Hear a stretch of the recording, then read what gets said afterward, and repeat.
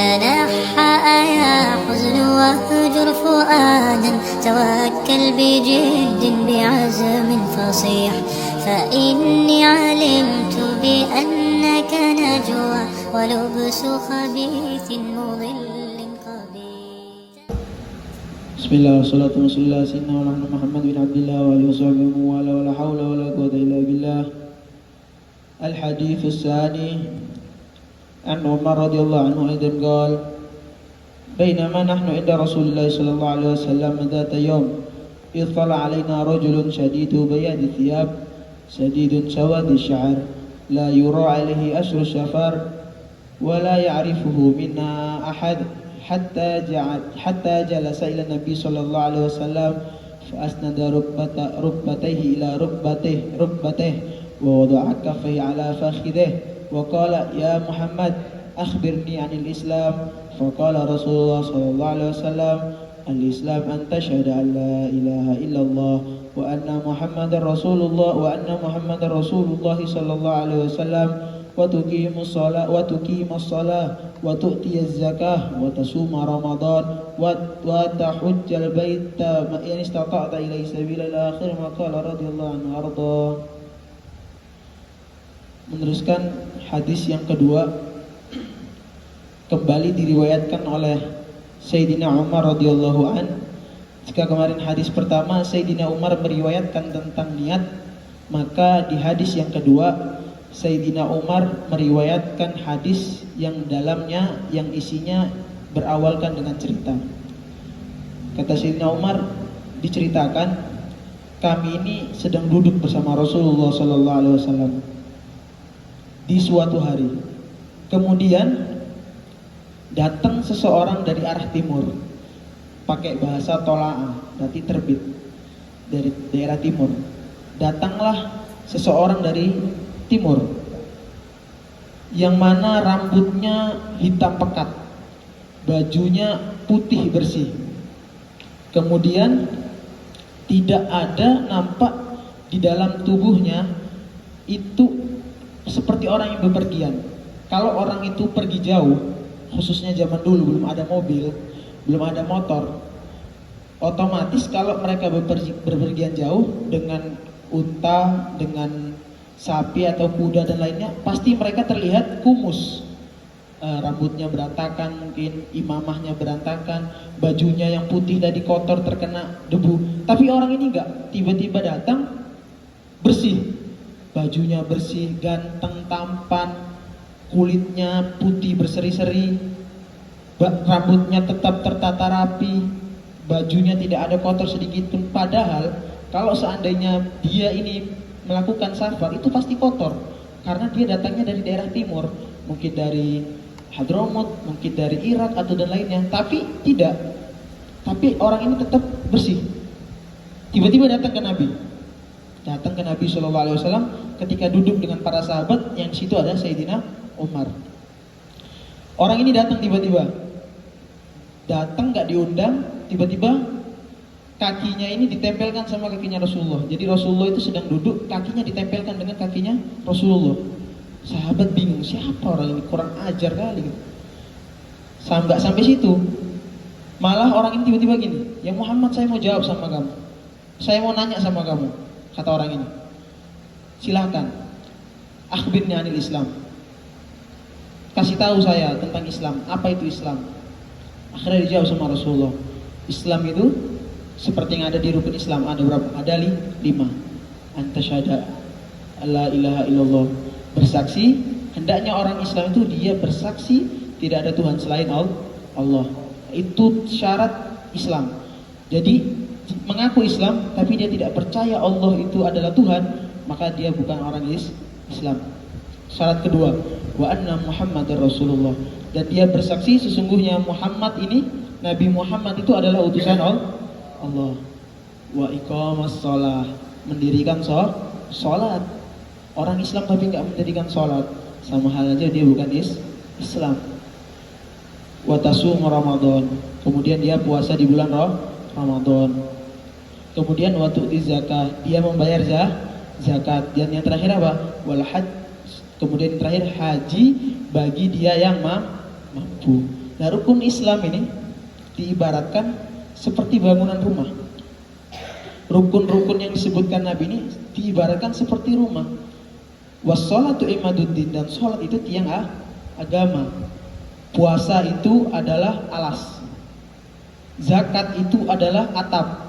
Kemudian tiangnya adalah sholat. Ketika ingin membangun atap, tidak mungkin kita tidak menggunakan tiang. Atau para ulama mengibaratkan lagi, rukun Islam tadi ada berapa? Ada 5. Maka rukun Islam itu jika digenggam itu seperti dia menggenggam benda. Ini 5 ini menggenggam satu benda. Haji dia tidak mampu, maka 4 hal ini masih bisa menggenggam orang tersebut. Dalam arti dia bisa dikatakan Islam. Dia tidak mampu membayar zakat karena dia miskin dan dia tidak mampu untuk membayar zakat, maka dia masih bisa digenggam orang ini, masih bisa dikatakan Islam karena dia tidak membayar zakat, tapi dia karena tidak mampu. Beda halnya yang mampu. Kemudian tidak puasa Ramadan, mungkin karena sakit, mungkin karena uzur, safar dan lainnya, masih bisa digenggam. Sisa sholat dan syahadat. Ketika sholat itu dia tinggalkan, maka syahadatnya dia tidak mampu menggenggam manusia ini. Dalam arti apa? Selesai, dia keluar dari Islam. Makanya para ulama sepakat, orang yang tidak sholat karena malas, maka dia telah keluar daripada agamanya Allah Subhanahu wa ta'ala. Saya ulangi lagi, orang yang tidak sholat karena dia malas, karena dia kufur terhadap sholat, gak mau sholat, maka dia sudah dipastikan bukan daripada orang Islam. Itu hebatnya Islam. Jadi kalau mau masuk Islam, ya harus 5 yang tadi itu. Nah, yang paling pentingnya mana? Para ulama mengatakan pasti sholat. As-sholatu imaduddin, karena sholat itu tiang agama. Nah, nggak sampai situ ceritanya. Ternyata setelah Rasulullah menjelaskan ini, apa kata orang yang tanya ini? Sodaqta ya Muhammad, kamu benar ya Muhammad. Coba bayangin, orang ini nanya ke Rasulullah, kemudian setelah dijawab sama Rasulullah, dia ngomong, kamu benar Muhammad. Kan lucu, dia yang nanya, dia yang benarkan. Kayak anggapannya kamu nanya ke saya, tapi kamu yang benarkan saya. Kan seharusnya orang yang nanya, dia tidak tahu, tapi orang ini enggak, kamu benar wahai Muhammad. Gak sampai situ, dia nanya lagi, akhbirni anil iman, kasih tahu aku tentang iman. Apa isi itu iman? Antuk minabillah wa malaikati wa kutubi wa rusuli wa bil yaumil akhir wa qada dan qadar. Kemudian dia jelaskan lagi, apa? Ceritakan aku tentang iman. Apa sih iman ini? Setelah Islam ada yang namanya iman. Kalau orang Islam belum tentu iman, tapi kalau orang iman pasti Islam. Dijelaskan sama Nabi, iman itu dia percaya sama Allah, dia tidak mensekutukan Allah, dia tidak percaya ada Tuhan dari sapi, dia tidak percaya ada Tuhan yang disalib, dia tidak percaya dengan Tuhan apapun itu, dia tidak percaya. Dia hanya percaya Allah adalah satu-satunya Tuhan. Itu dia berarti beriman. Kalau kita percaya sama Allah berarti kita beriman. Lah, iman ini macam-macam. Iman ini macam-macam kualitasnya. Ada yang kualitas rendah, ada yang kualitas tinggi. Yang kualitas rendah bagaimana? Ya cuma percaya sama Allah, tapi nggak sholat, tapi rezekinya seret, ngamuk-ngamuk, nggak percaya sama Allah. Padahal harusnya kalau dia rezekinya seret, dia justru menambah tawakal sama Allah. Itu menandakan iman dia yang berkualitas. Kemudian wa birasuli wa malaikatih, dia beriman sama malaikatnya. Sama malaikat dia harus beriman. Siap malaikat ada berapa, dia harus iman. Ada malaikat pemangku arsy, dia harus iman. Jangan sampai nama-nama malaikat ini dijadikan mainan, bisa menjadikan kafir. Makanya orang yang keluar dari Islam itu bukan yang dia berpindah agama. Orang yang murtad itu nggak harus dia keluar dari agama Islam. Ada yang Islam tapi dalam dirinya sebenarnya dia sudah murtad. Seperti apa? Seperti orang yang memain-mainkan agama. Contoh, ada petir, itu malaikat lagi main bantengan. Nah, itu bisa membuatkan kafir. Terus apalagi contohnya seperti yang viral sekarang, bisa ngomong sama malaikat, bisa ngomong sama Tuhan, Tuhan diancam. Apa itu? Gak bisa. kalau seandainya mati nggak bisa, saya nggak bisa mati, taruh saya di neraka semuanya aman. Lah itu sebenarnya perkataan seperti itu membuat dia sudah menjadi kafir karena dia tidak beriman kepada para malaikat. Dia nggak percaya malaikat penurun hujan, dia nggak percaya malaikat penurun rezeki, dia nggak percaya dengan malaikat pencabut nyawa. Maka dia tidak bisa dikatakan orang yang beriman. Dan yang kemudian rasul-rasulnya dia harus imani. Nabi ada 25, Nabi dan Rasul ada 25, mukjizat-mukjizatnya harus kita percayai, imani. Masa ada Nabi belah laut, gak mungkin bohongin. Kafir, murtad kamu sudah keluar dari Islam. Harus iman, harus percaya sama Allah. Nabi Muhammad Isra dan Mi'raj, Nabi melakukan perjalanan Isra Mi'raj, terbang ke langit 7, harus iman. Jangan gak percaya, astronot aja kamu percaya, masa kepada Nabi Muhammad kamu tidak percaya? Kemudian kepada kitab-kitabnya tentang Al-Quran, Zabur, Injil, Taurat, kamu harus tahu, kamu harus imani itu. Sebenarnya itu ada. Dan kepada hari akhir juga kamu harus imani. Kalau nanti itu pasti ada namanya hari kiamat. Kemudian qada dan qadar. Apa qada dan qadar? Qada dan qadar itu adalah takdir Allah yang baik dan takdir Allah yang buruk. Harus percaya. Kalau takdirnya baik, dibuat baik sama Allah, dibuat kaya, percaya itu dari Allah Subhanahu wa taala. Bukan usaha kita sendiri, tapi itu usaha dari Allah Subhanahu wa taala.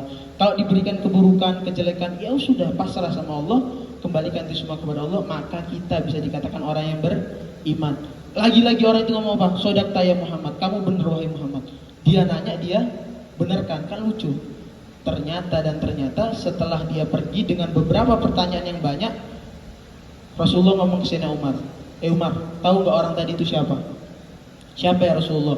Allah Rasulullah alam. Cuman Allah dan Rasulullah yang tahu orang itu siapa. Rupanya yang tadi datang itu adalah malaikat siapa? Malaikat Jibril yang menyamar sebagai manusia. Untuk apa? Untuk mengajarkan kepada para sahabat tentang Islam, iman. Sebenarnya ada lagi ihsan, ada lagi tentang kiamat. Cuman itu insya Allah dijelaskan di pertemuan yang akan datang.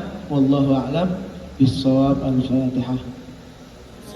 سرير وجه صبي سبيل الدموع سبيل مريح تنهدى يا